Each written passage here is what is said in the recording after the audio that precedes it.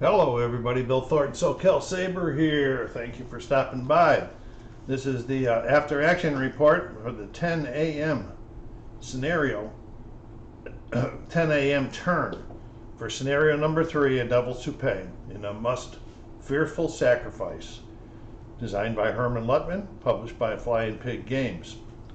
Well, at the beginning of the turn, the Unions had for reinforcements, had Meredith's 3 units coming in and Wainwright 1 corps of artillery, Hall's corps coming in as reinforcements. The Confederates had Pettigrew, all 3 units of him getting ready to come on to the scene. So let me get you started here. Okay, the first card drawn was a Union card. It was vague orders, and they put it on hold to use that a little bit further. The next card drawn was the Buford Special Activision card, and they got the role. They got a division group order plus 1 Caliph artillery. Okay, the Caliph artillery at 26-27, they were over here, the long distance. They fired with no effect. At 15-24, there was another one of them.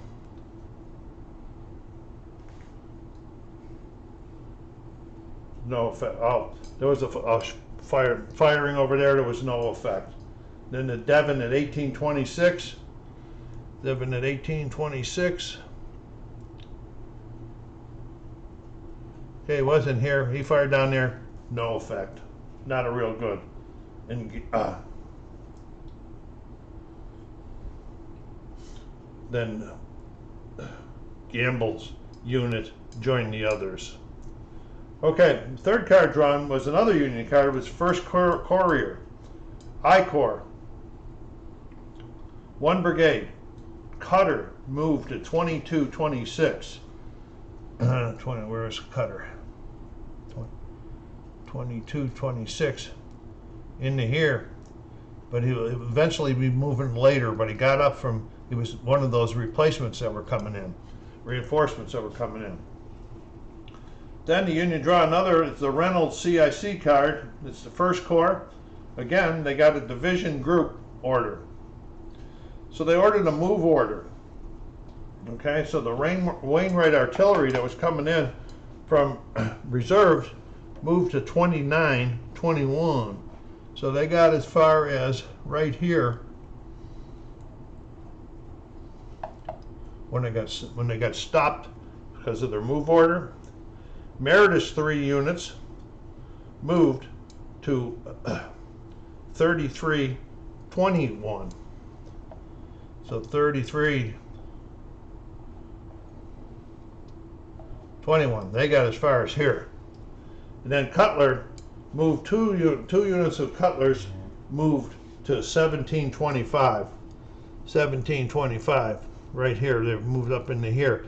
They're going over here. They're trying to provide some help, but they're going to get some help in here because these guys have been coming up there to try to break the line. They're holding on. Okay, then the Union drew another card. The Colonel is down. They rolled against, I think it was at this time, they rolled against one of the CRs in that one, and it was a failure, no effect. So we've been moving on. Guys, the battlefield's getting a little bit more full of troops. Okay, so the next one was the rebel one, and it said, good ground.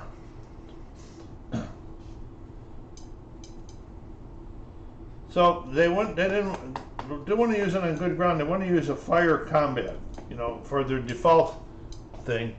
And Pegram's artillery at 18-28, 18-28, right here. They're underneath there. They fired at 18-26. This unit was up here, and at that point in time, there was no effect on that fire either. Okay, then the Union drew Seeing the Elephant. And then they did a CR roll against Devon 6-2 unit in 1325. So they did a CR against this unit right here in 1325, and Devon's 6.2 unit got a shaken marker. And it's still down there. Okay. Then the rebels drew a card, Fast Courier. So they wanted to do the defensive event also, and they did a minimum move with Wainwright's artillery moving to 1822. So 1822. I don't know why it says 1822. That's wrong. I was reading somewhere. He's up in here somewhere. But sorry about that, gang. Okay.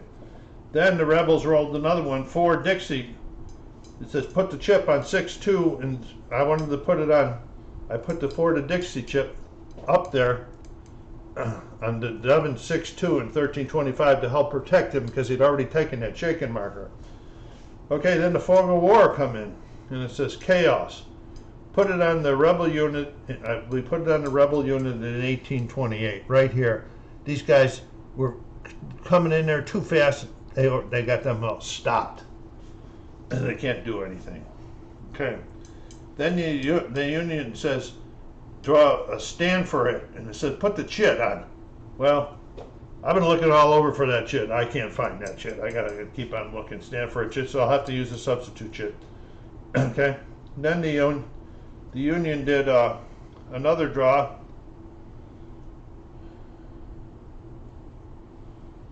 I can't even read my own notes. Sorry for that. Then the rebels drew the Hill 3rd Corps, 1 brigade and 1 artillery, Pegram's artillery. So Pegram's and artillery. So Pegram's artillery is at 1831 and fired at 2126. Pegram's artillery at 1831. Where are you at here? Right here. Fired at this guy. They were firing over the top of another unit. So, but they still got a fired up there, and they got a shaken or a skedaddle, so they decided to skedaddle all once. Then the 2126.